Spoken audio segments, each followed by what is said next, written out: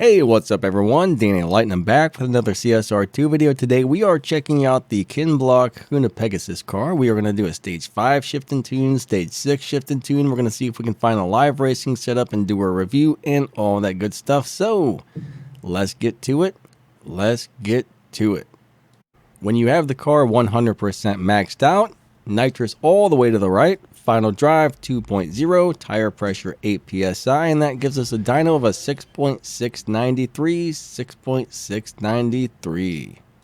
To drive it, we're going to let go of the gas right around number 1, early shift into second, all good shifts after that, right before the red line, shifts right before the red line, and nitrous on third. Alright, here we go. 3, 2, 1, go. Second, third nitrous, fourth, fifth, 6th, 7th, and if you get it just right, it will beat dyno by a teeny tiny bit, but not by much. What do we run that time? There we got a 6.718. The last run was a 6.714, but if you get your shifts and your launch and stuff just perfect, it will run just a little teeny tiny bit, and I mean barely faster than the dyno. Now, if you have the car on stage 5 with all the fusion parts, nitrous all the way to the right, final drive 2.0, and tire pressure on 8 psi, and that will give us a dyno of a 8.223 on the stage 5 dyno. Now to drive this on stage 5, this is what's working for me. Let go of the gas right around number 1. Shortly after you launch, but not right away, shift into second, nitrous on third. Alright, here we go. 3, 2, 1, go. Second, third nitrous, fourth gear, fifth gear, sixth gear, and that's all she wrote. Cross the finish line, and what did we run? We got a 8.239, which I do think beat the dyno by just a little bit, didn't it? 239, 223. Nope, not quite, but I think the run I had before that did beat the dyno by a teeny tiny bit. So yeah, cool car so far. Let's go see if we can find a live racing setup. Okay, so I think we found a really awesome low performance point, high evo point setup for live racing. So nitrous on stage 3, tires stage 3, transmission stage 4. All the other parts are refitted back to stock, so that's how you're going to do it for live racing. So let me go ahead and show you the tune. So in order to get this into the 11.6 lobby, we got nitrous down to 40 and 4.4.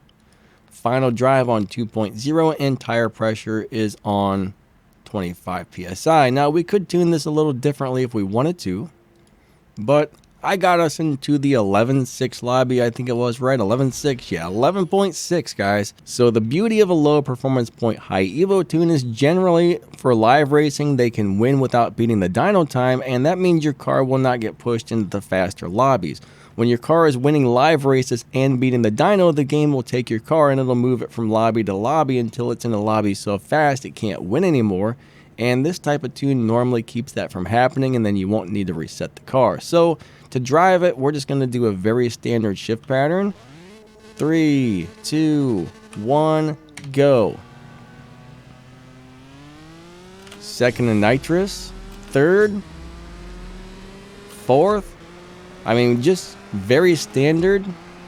And we don't want to beat the dyno time. If we notice the car is beating the dyno, then we're going to need to downshift a couple times and slow it down before we cross the finish line. For example, we just ran 11.499.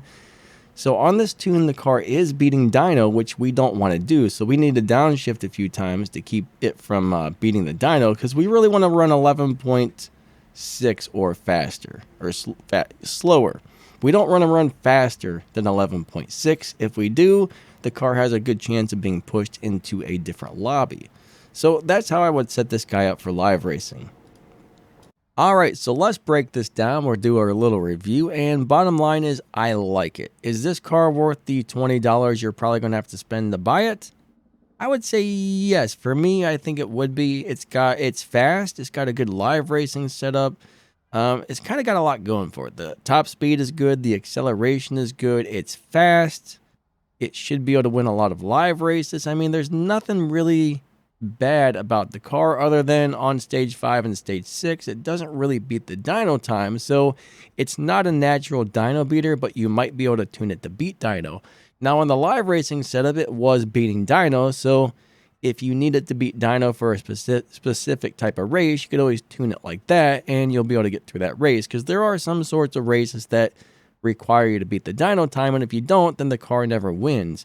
It's not always about how fast it crosses the finish line, it's about tuning it to do what you need to do for the type of race you're trying to do. So bottom line is the car's got a little bit of everything going on, and I think it's a really cool car overall.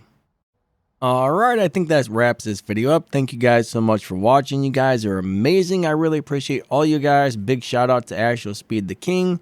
Link to his YouTube channel in this video's description. He's letting me use his CSR account to make this video because I don't have the car. I don't have it maxed out on my account, but I don't know. I might actually get this one. I'm not sure.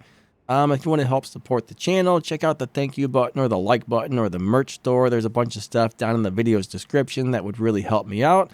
I try to make videos to help you guys out, so repay the favor, like, subscribe, hit the little bell, set the notifications to all, check out these stuff below the video or down there in the description. I would really appreciate that. If you want to join and become a monthly channel member, cool. If you want to buy some cool Danny Lightning gear, cool, or anything else like that, if you can, that would be amazing. If not, that is okay too.